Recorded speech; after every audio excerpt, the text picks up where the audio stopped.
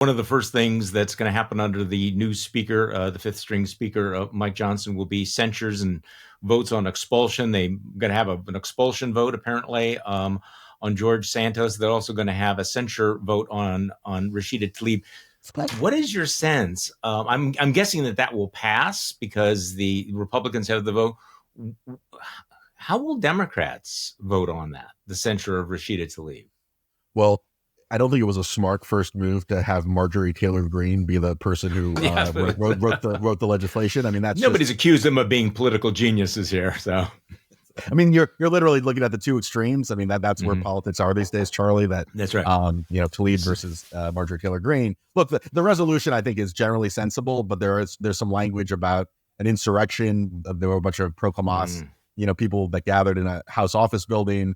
It wasn't January 6th, though. It wasn't. There were a lot of awful slogans, but it wasn't an insurrection, and that's the language of that resolution. So essentially, Marjorie Taylor Greene is giving Democrats an out to say, to vote against this resolution, even though I think you would get, if it was a more sensibly worded resolution calling for Rashida Tlaib censure, I think you would get bipartisan support. But again, everyone misses an opportunity to miss an opportunity. That's the state of our politics these days. Yeah, exactly. I don't think that's going to get much Democratic support just because there's some poison language that was written in that resolution.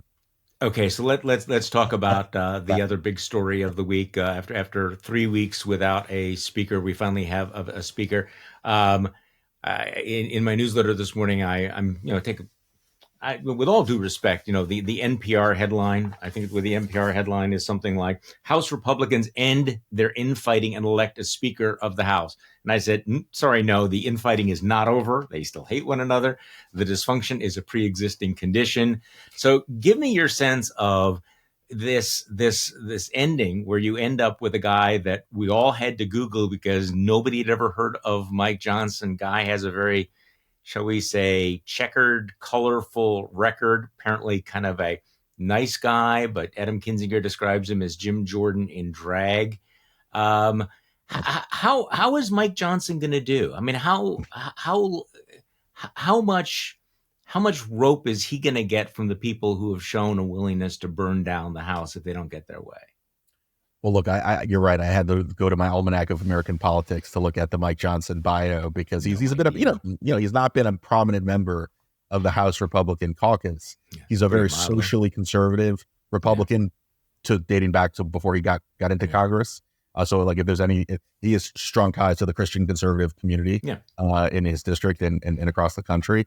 Look, I think he's even Liz Cheney in her book or in John Carl's book, actually.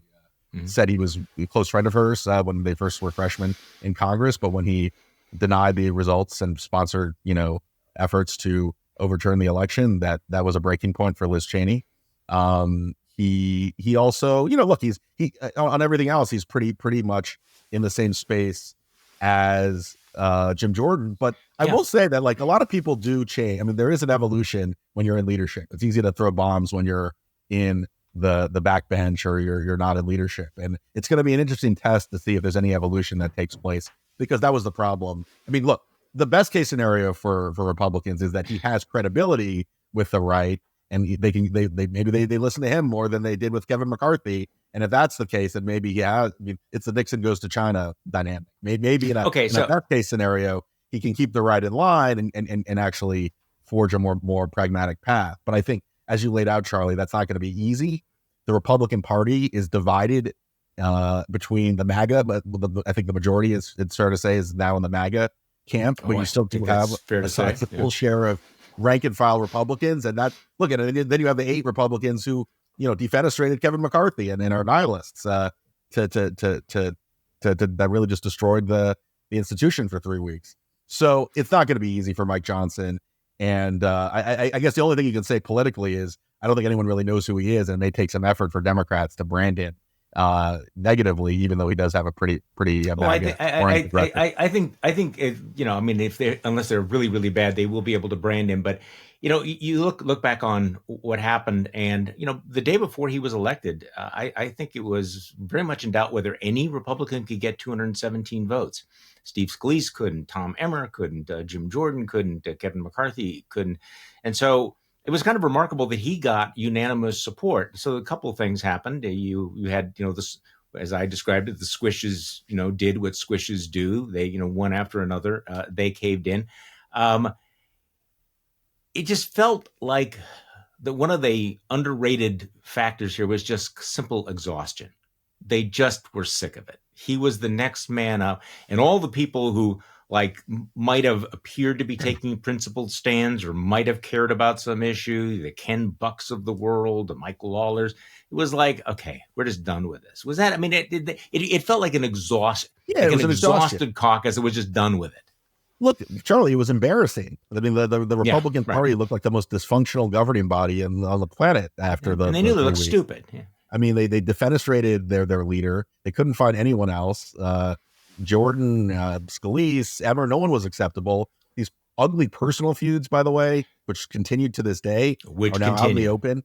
And look, there's a bigger, I think it's fair to say there's a bigger, or at least as much of a divide between the MAGA wing of the Republican Party in the Congress and the McConnell wing, right, in the Senate, which has a lot of different views on major policy issues, as there is between McConnell and Democrats, right? And on foreign policy, McConnell was actually echoing Joe Biden and supporting the foreign aid package for Ukraine and for Israel. We'll see what happens in the House, but I know a majority of the Republicans in that body are dead set against anything for Ukraine. So it is fascinating to what we talk about. Different countries have coalition governments, right? They have to build. Republicans essentially have a coalition party, right? They have two sides of the party that are increasingly at odds with each other on fundamental issues of what it means to be a conservative. And I think that the loyalty to Trump kind of papers over some of those really serious ideological divisions that are only growing.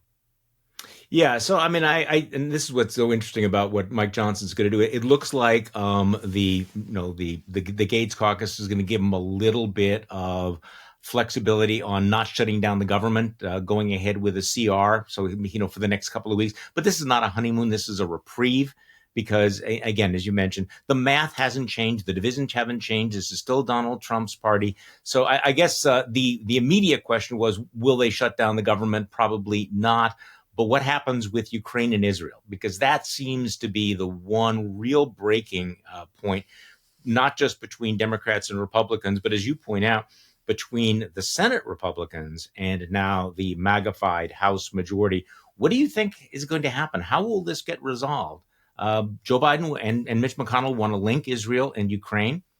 Republicans in the House aren't going to go along with it. What happens? So I think you're right about on the government funding. I think there will be something of a reprieve. The Republicans don't want to go through the chaos of the last 3 weeks all over again. It's interesting. Mike Johnson was one of the Republicans who voted against Ukraine aid in the House beforehand, but he did give comments since being elected speaker, signaling maybe a little bit of a degree to compromise or have a larger discussion. So the mood in the caucus is to fund Israel, not Ukraine, or at least to separate the two, not bundle them together. But I do wonder, I do wonder since, and a lot has happened since McCarthy was ousted as speaker, and I do wonder if the mood has changed a little bit in terms of trying to help Ukraine. A lot of Republicans in the Senate are linking the fight for freedom and the fight against totalitarianism and tyranny, and that Biden's doing the same. And it may be a tough sell, but the mood may have shifted a little bit, and maybe Johnson has a little more running room than McCarthy would have on that front.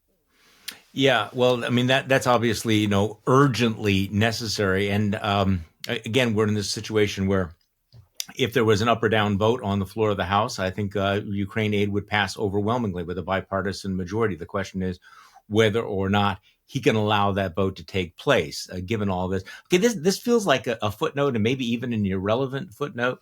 But it is interesting in the far reaches of MAGA, and I've gotten used to now looking at things that, again, you might have ignored before, kind of the cloud on the horizon, because we've seen how fast that cloud on the horizon, comes here.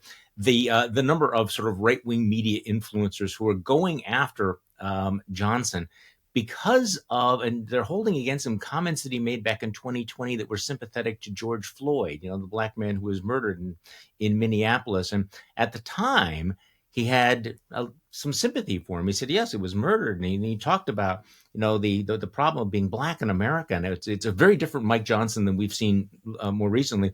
Well, you have folks on the right who are now saying, he can't really be MAGA if he, in fact, believed that Black lives actually mattered and showed sympathy and concern about racism.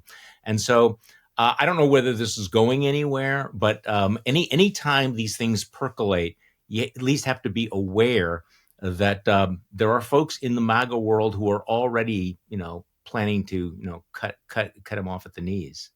Well, look, and the lesson from this whole conversation is that crazy ideas that bubble up online can suddenly become mainstream overnight. Exactly. So that is exactly we've seen that lesson, and we're seeing it all over. And that we may joke about it or think it's marginal, but those are the types of ideas that can really metastasize. Well, and this is, and one of the reasons, again, to repeat what we said before, is this is the real danger of the tribalization, is that when you buy in, you have to buy the bundle and you have to buy all the allies. And some of those allies are going to take you into places you do not want to go. And trust me, I have lived this experience. So it's with a great deal of history that I am urging people on the left, like, do not downplay what is happening right now, because the future comes at you really hard and fast in ways that you did not necessarily expect. Josh Kraushaar, thank you so much for joining us again. We're going to look forward to your Sunday newsletter from Axios. It comes out every Sunday. When should we get it in our mailbox? Every Sunday afternoon. Just sign up at Axios.com to sneak peek, and you can sign up at Jewish Insider, JewishInsider.com, and get our daily kickoff newsletter every weekday, Monday through Friday. Which I do. Josh is, of course, the editor-in-chief of Jewish Insider. And thank you all for listening to this weekend's Bulwark podcast. I'm Charlie Sykes. We will be back on Monday. We'll do this all over again.